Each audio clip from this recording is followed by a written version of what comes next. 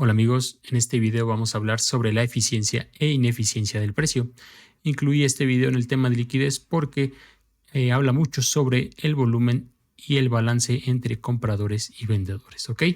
En este caso tenemos dos ejemplos, un ejemplo alcista y un ejemplo bajista. En ambos tenemos un ejemplo de eficiencia e ineficiencia del precio, ¿ok? ¿Qué significa que el precio sea eficiente? Bueno, básicamente nos dice que el precio tiene que tener un balance entre compradores y vendedores. Cuando hay un balance entre compradores y vendedores, se dice que el precio es eficiente. Cuando no hay un balance entre compradores y vendedores, se dice que el precio es ineficiente. Obviamente, en ambos casos. Bueno, en este ejemplo tenemos el caso alcista. Primero, en el caso del precio eficiente, vemos que ya tenemos tres velas. En este caso, ilustré aquí abajo cómo se vería de una manera fractal o en otro tipo de gráfico.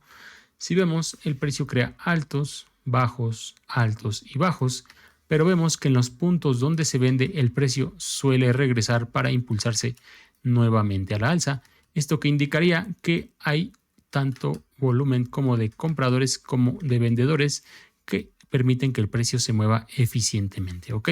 Esto nos indica que hay un volumen, digamos, balanceado entre compradores y vendedores, ¿ok? Es por eso que el precio regresa al punto anterior donde se vendió anteriormente. Ahora, en el caso del precio eficiente, vemos que tenemos las tres velas, igual que en el caso anterior, pero en este caso hay un espacio entre estas dos mechas. ¿Por qué pasa esto? Bueno, porque en la segunda vela hubo un gran volumen de compra en ese punto, ¿ok? ¿Qué significa eso? Bueno, que en este punto el precio se impulsó rápidamente a la alza sin regresar, sin que haya habido una interacción de vendedores en todo este punto. Ahora, ¿esto qué nos indica? Bueno, que hay más compradores que vendedores en el mercado en ese momento. Y esto nos permite entender que el precio tal vez en algún momento regrese a rebalancear todo este imbalance, que también se le suele llamar así a este espacio que está aquí, regresa a rebalancear el imbalance. En algunos casos suele llegar al 50% y en algunos casos suele rellenarlo por completo.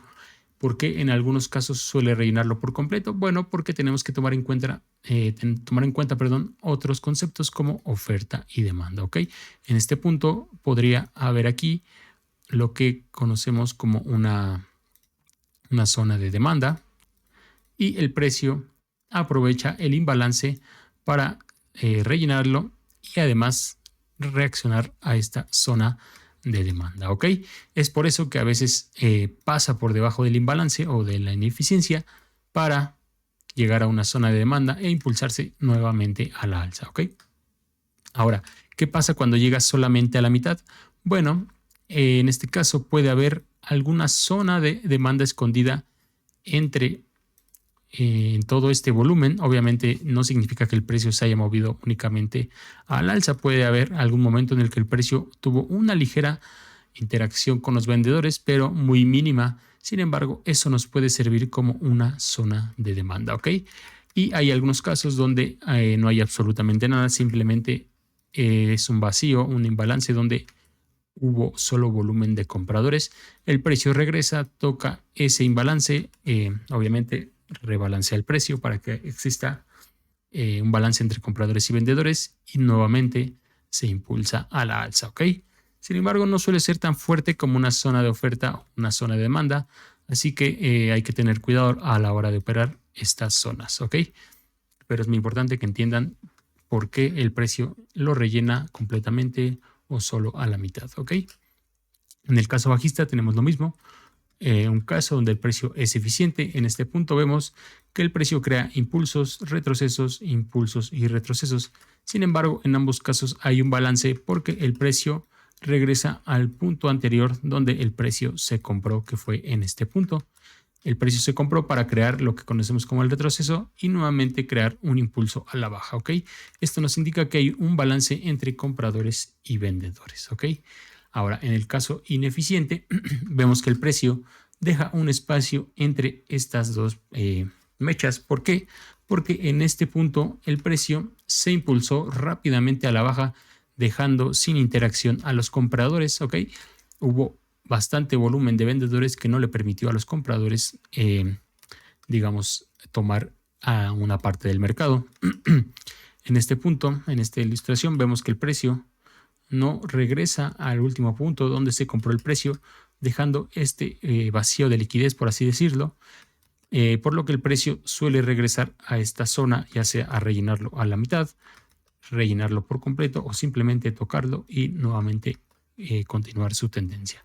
¿Por qué pasa esto? Bueno, como en el caso anterior, en este punto podemos tener una zona de oferta en la que el precio puede pues regresar, rellenar el imbalance y además reaccionar a esta zona de oferta, ¿ok? O en este punto puede haber, puede haber una ligera interacción de los compradores en este punto dentro del imbalance. Como les había dicho en el ejemplo anterior, puede que haya habido una pequeña interacción de los compradores que el precio intente regresar a mitigar para continuar a la baja, ¿ok? Es por eso que a veces llega solamente a la mitad, o también está el caso en el que el precio simplemente toca este vacío de liquidez y continúa a la baja sin que haya ningún tipo de interacción en este punto, ¿ok? Es muy importante que entiendan eso. El precio no solamente busca rellenar, tal vez busca llegar a una zona de interés en este punto, además de rellenar el imbalance, ¿ok? Pero también les recuerdo que estos imbalances no suelen tener la misma fuerza que una zona de oferta o demanda, así que hay que tener cuidado a la hora de operarlos, ¿ok? Espero que haya quedado claro, amigos. Si tienen alguna duda, pueden ir al Discord y publicar sus preguntas para que los estemos apoyando. Hasta luego.